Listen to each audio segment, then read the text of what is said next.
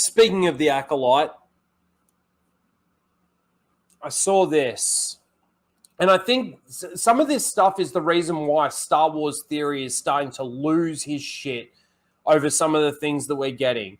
So this is a new statement. I don't know when this was. An interview in 2019. Let's just listen to Leslye Headland here.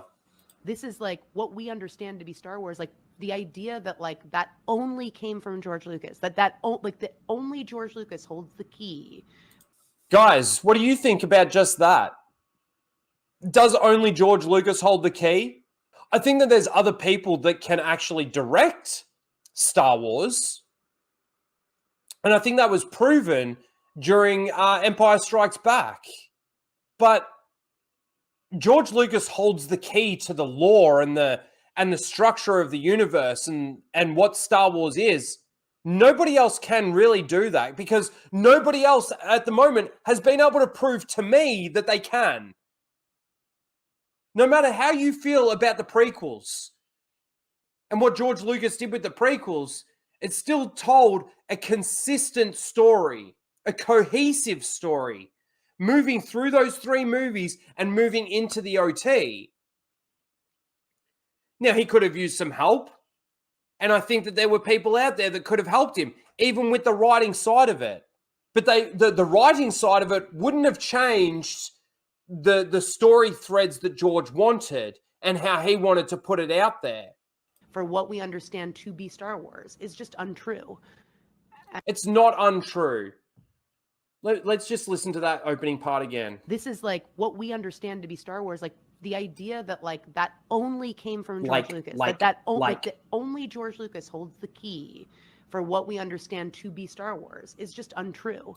No, it's 100% true. He is the creator. He is the person that came up with the concept of Star Wars. He knows Star Wars better than anyone. And I think the prequels are an excellent example of that. I mean, this is the thing. She doesn't know anything about Star Wars, right? She tries to say that the prequels are an excellent example of that. No, again, I'll make the argument that his story threads were great. The way that it told the story was fine. It was some of the dialogue and things that he could have had a little bit of help with. Maybe change a couple of things up here and there in regards to like lore mechanisms and things like that. But other than that, it told a cohesive, consistent story from those three movies rolling into the OT. She has no idea what she's talking about. The idea that like when you're hiring a director, that everyone is sitting in there waiting for George Lucas and not for the person who's going to know to hire Ralph McQuarrie. That's the problem. Again, if you're going to bring in somebody to direct a Star Wars movie or whatever, right, under George Lucas, it is George Lucas's story. It's George Lucas's script that they are basically then going to put to the screen. It's this next line that fucking really shits me. That's the misogyny and the problem with the auteur myth. That's the misogyny of it. And the problem with it is that it was George Lucas alone. And this really tells you what the Acolyte is going to be like. I mean, look at this dude's face. She's probably saying, you know, this man over here, even though he's an Asian man, you got to speak to him like he's a piece of shit. He doesn't know what he's talking about. He's just a misogynistic piece of shit dude. He's got a dick between his legs and he identifies as a man. As it stands today, because they're not thinking this is the person that will hire the right people and this is the person that will be able to create the lookbooks and direct people to get them to that place. They're just thinking, do you have all the answers? And the truth is that nobody does, and anybody that says they do is lying. Bullshit. Because I'm sure that there are actual fans that have answers. You can't just create this in a committee. You just can't create this in a committee. I got to play it now. It's not time to discuss this in committee. It's not a committee. But see, this is the thing. This is the problem with the story group that they've got now. You've got these people that are like, oh, what do we need in Star Wars? Oh, diversity. Oh, dinosaurs. Oh, this. Oh, that. And then they try and culminate all of that into one story. And it falls flat on its face.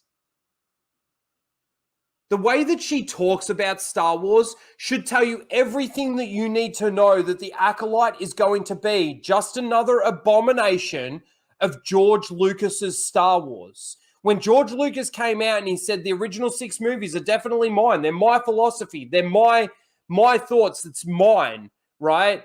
But they went off on a different direction. This is the different direction that they chose.